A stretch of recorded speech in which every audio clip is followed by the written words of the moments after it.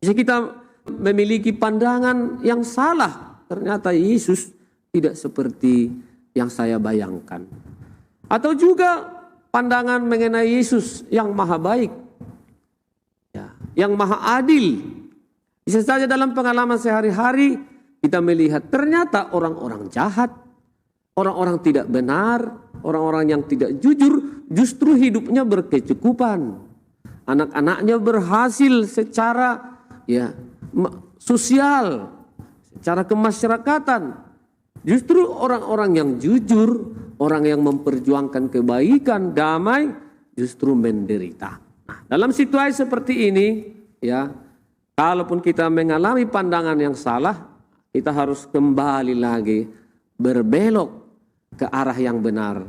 Mengenal identitas Yesus yang sesungguhnya, mengenal pribadi Yesus yang sesungguhnya, bahwa dialah juru selamat, dialah Tuhan di atas segala-galanya, dia mampu mengubah segala-galanya.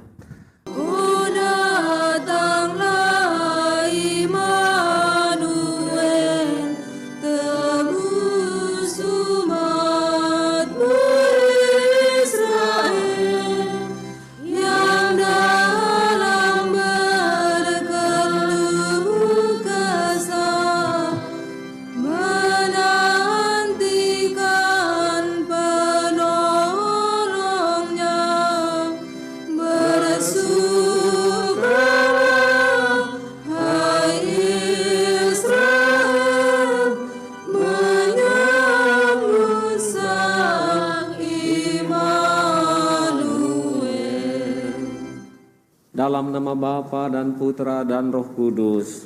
Amin. Rahmat dan damai sejahtera dari Allah Bapa dan dari Tuhan kita Yesus Kristus bersamamu. Dan bersama rohmu.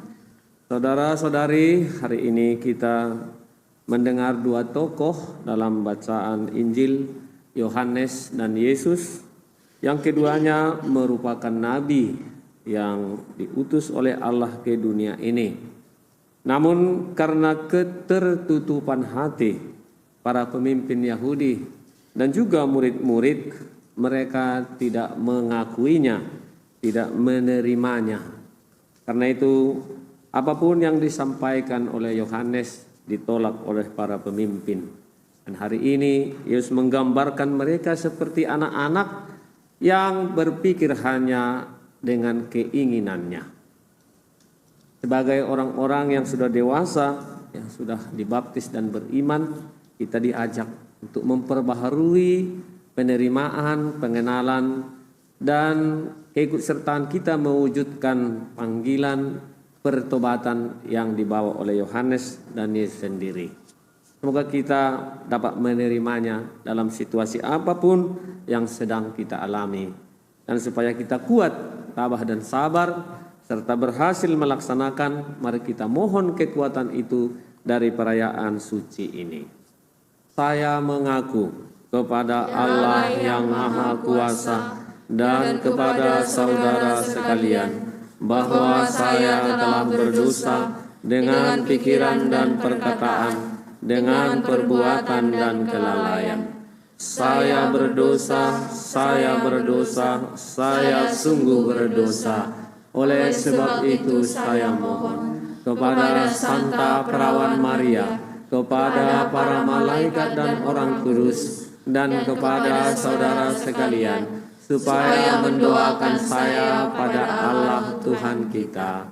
Semoga Allah yang Maha Kuasa mengasihani kita, mengampuni dosa kita, dan mengantar kita ke hidup yang kekal.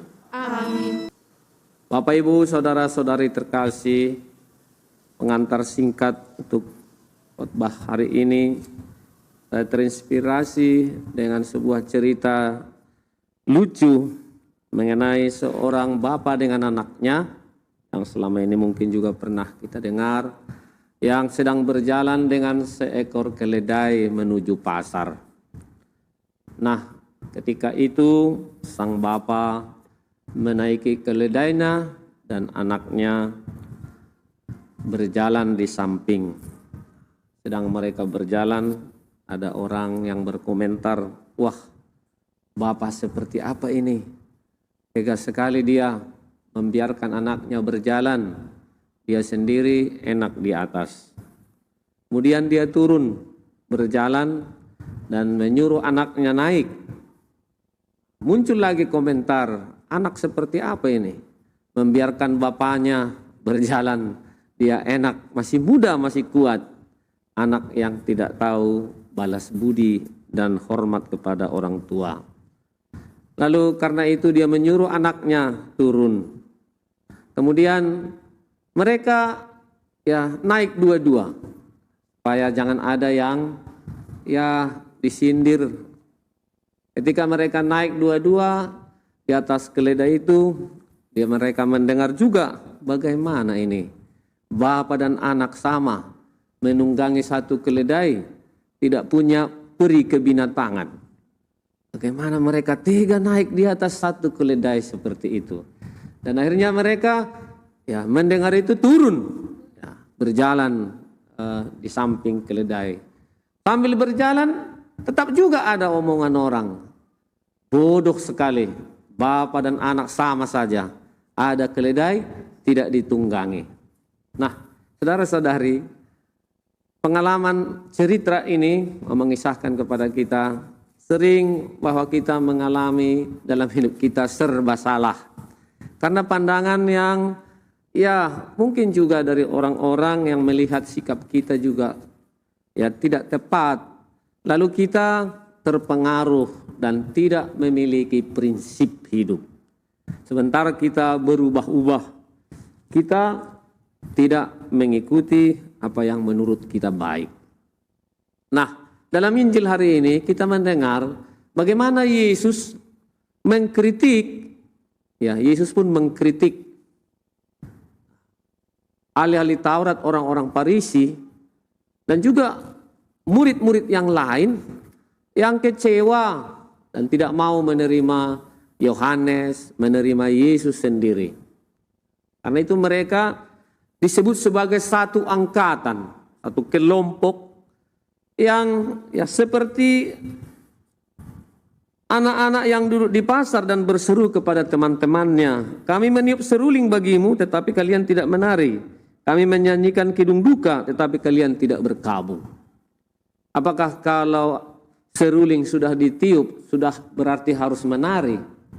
Tetapi itulah pikiran anak-anak. Kalau kami nyanyikan lagu gembira, kalian harus gembira. Kalau kami nyanyikan lagu duka, kalian harus berduka. Dan itulah pikiran anak-anak. Apakah harus seperti itu? Tidak juga.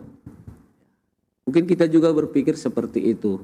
Bahwa sesungguhnya apa yang mau dikatakan oleh Yesus, bahwa sesungguhnya orang-orang Farisi, ahli-ahli Taurat berpikir naif seperti anak-anak itu. Mereka tidak terbuka akan kemungkinan.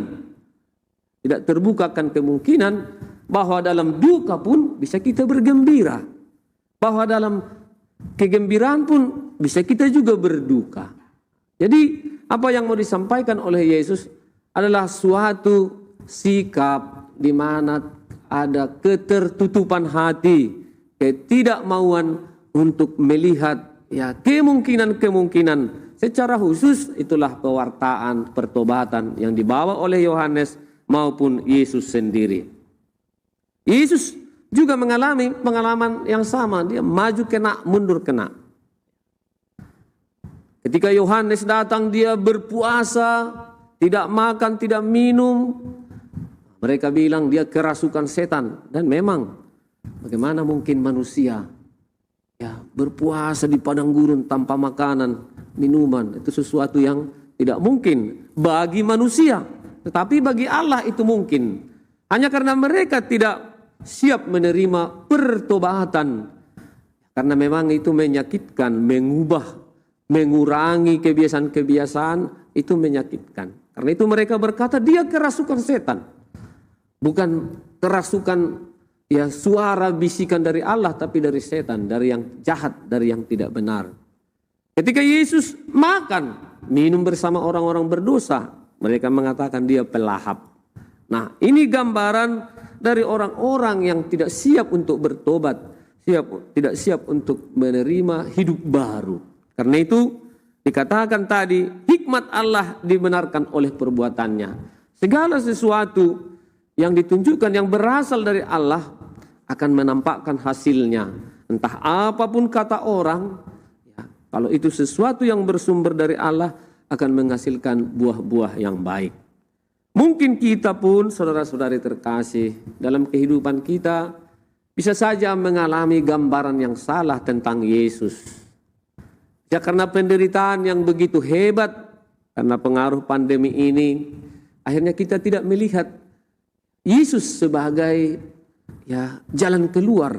Yesus sebagai yang maha kuasa, yang bisa ya mengubah hidup kita.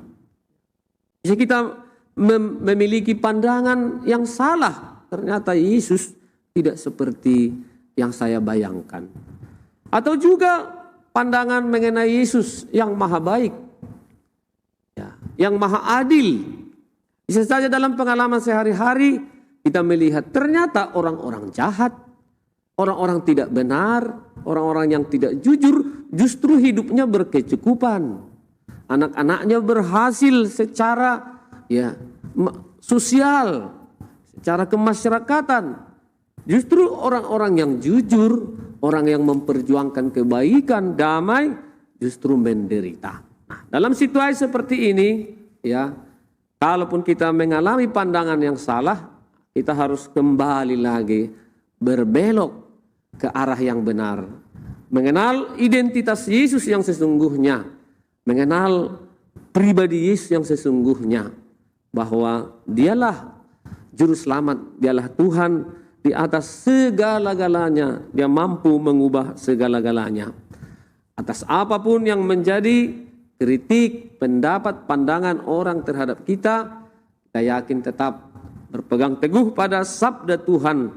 Ya, hikmat yang berasal dari Allah akan menghasilkan buah-buah kebenaran dan kebajikan dalam hidup kita.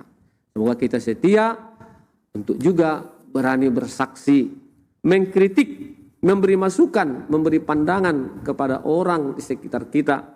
Tengah-tengah keluarga, kita katakan apa yang sebenarnya. Kalau baik kita katakan baik, kalau buruk kita katakan buruk. Apa yang dapat kita perbaiki, apa yang dapat kita lakukan untuk membaharui kehidupan keluarga, kita lakukanlah dengan semangat cinta. Seperti Yesus sendiri, dia tetap mencintai walaupun banyak yang membenci. Semoga. Marilah mewartakan misteri iman kita. Setiap kali kami makan roti ini dan minum dari piala ini, wafat-Mu Tuhan kami wartakan hingga Engkau datang. Antifon komuni. Kita menantikan Yesus Kristus penebus dan Tuhan kita yang akan mengubah tubuh kita yang hina menjadi serupa dengan tubuhnya yang mulia. Tuhan bersamamu. Dan bersama rohmu. Semoga Allah yang Maha Kuasa memberkati saudara sekalian, Bapa dan Putra dan Roh Kudus. Amin. Saudara-saudari, pergilah, misa sudah selesai. Syukur kepada Allah.